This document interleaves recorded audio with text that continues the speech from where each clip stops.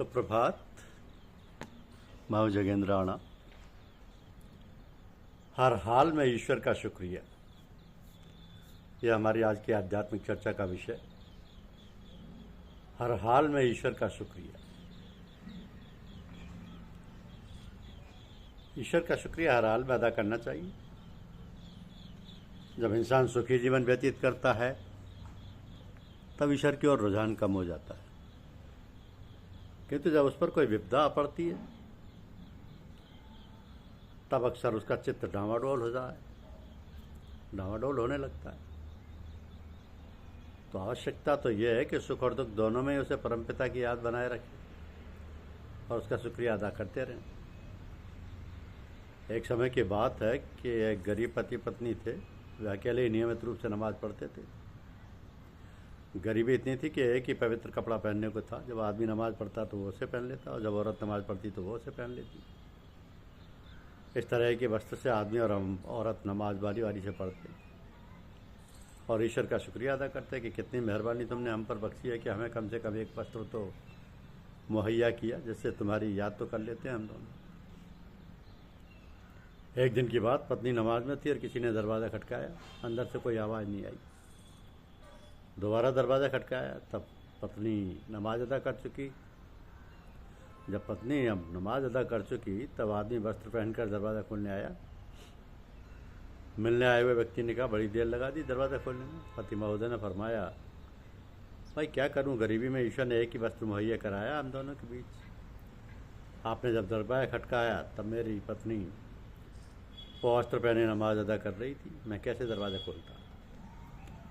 रात को जब पति पत्नी सो गए तो उन्हें ये स्वप्न हुआ कि ए इंसान, तुम्हें शुक्रगुजार होना चाहिए ईश्वर का कि कम से कम एक वस्त्र तो तुम दोनों के बीच है और तुमने इस बात की गिला की कि तुम्हारे पास गरीबी में एक ही वस्त्र है।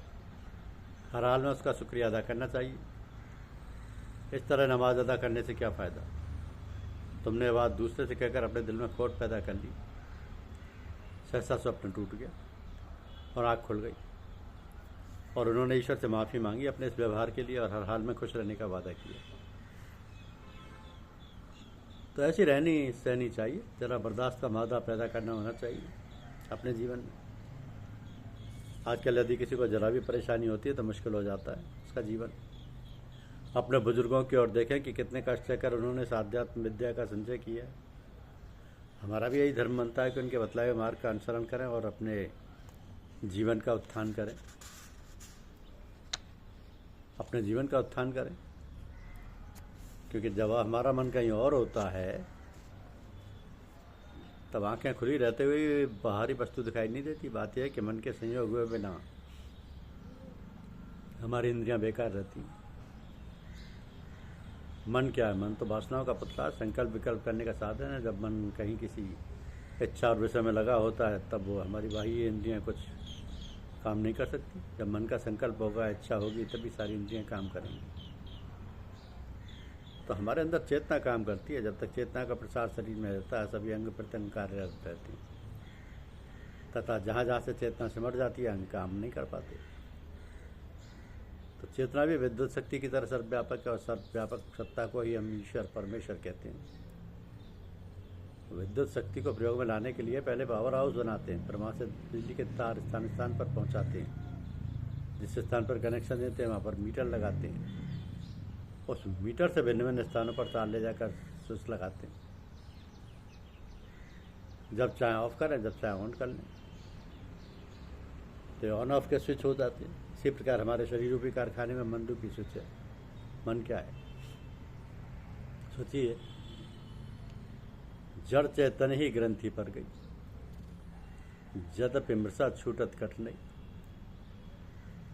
हमारी चेतना की धार जहाँ जहाँ प्रवाहित होती है वहीं वहीं अंग चेत जाते हैं, जागृत हो जाते हैं, काम में लग जाते हैं।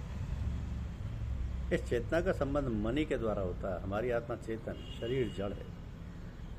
जैसे विद्युत प्रवाहित होने पर बल्ब खराब है तो रोशनी नहीं होगी, इसी प्रकार यदि हमारे शरीर का कोई अंग खराब है तो उस जगह स्विच ऑन होने पर भी मन की इच्छा का उधर ख्याल होने पर भी चेतना का प्रसार नहीं होता और वह अंग बेकार हो जाएगा। तो यदि बल्ब ठीक है, स्विच ऑफ है, तो भी रोशनी नहीं होगी। इसलिए असली दृष्टि हुई हमारी चेतना। हमारा शरीर एक कारखाना है, मस्तिष्क पावर हाउस, विभिन्न प्रकार की नस नाड़ियाँ, बिजली के तार का पसारा, और मन है स्विच। तो जो चेतना करंट अथवा धार सीधे सीधे आत्मा से आ रही है, इसमें कोई मिलावट ख्यालों, विचारों और वासनाओं की नहीं होती, वो अंतर्दृष्टि कहलाती है,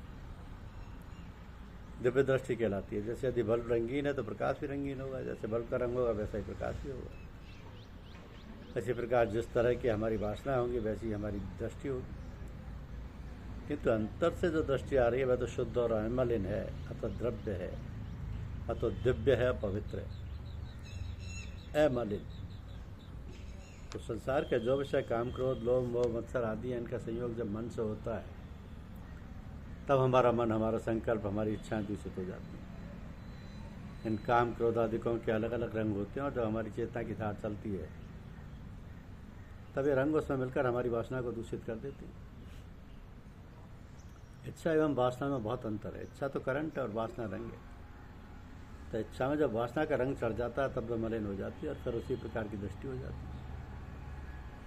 तो सारे कार्य और शरीर के व्यवहार उन्हीं मलिन वासनाओं के सम्मिश्रण से दूषित हो जाते हैं। तदनुसार कर्म रूपी जाल फैलने लगता है। जैसे मकड़ी अपने मुख से निकाल कर जाल बनाती है, उसी प्रकार हमारी वासनाओं का मनमोहक जाल बनकर हमारे चारों ओर लिपट जाता है। हम उसमें फंस जाते हैं, फिर आवागमन रूपी जन्म मरण का चक्र घूमने लगता है। तो जब तक दृष्टि शुद्ध रहती है, किसी प्रकार की मलिनता नहीं होती, तभी तक हमारे शरीर के सारे आचार, विचार और व्यवहार शुद्ध तथा पवित्र रहते हैं। शुद्ध तथा पवित्र उन्हीं कर्मों को कहेंगे जो ईश्वरीय इच्छानुकूल हों। ईश्वरीय इच्छानुकूल वही होंगे जिनमें हमारी इच्छा शामिल नहीं होगी। इसकी पहचान यह है कि उससे हमें सुख और दुख नहीं व्यापेगा, हानि लाभ आदि का प्रभाव नहीं होगा, क्योंकि वो तो ईश्वर प्रेरित कर रहे हैं। जब हमारी इच्छा और वासना कुछ नहीं है तब सुख दुख हानि लाभ का प्रश्न ही नहीं उठता। जब इच्छा और वासना नहीं रहती तब हमारी दृष्टि निर्बल रहती है। दृष्टि निर्बल रहने पर हमें दूर दूर तक स्पष्ट दिखाई देता है तथा भूत और भविष्य वर्तमान का कोई व्यवधान नहीं रहता। इसी को दिव्य दृष्टि कहते हैं। यही चेतना की धार है, शुद्ध, निर्मल और पवित्र। जब गुरु कृपा से जब प्राप्त हो तो ईश्वर का शुक्रिया अदा करना चाहिए। ईश्वर का हर हाल में शुक्रिया अदा करना चाहिए। ईश्वर ने जो दिया है वो सब पवित्र है, निर्मल है, सरल है। उसको बनाए रखना, उसको मेंटेन करना, उसको उसी राह पर चलना, ये हमारा काम है।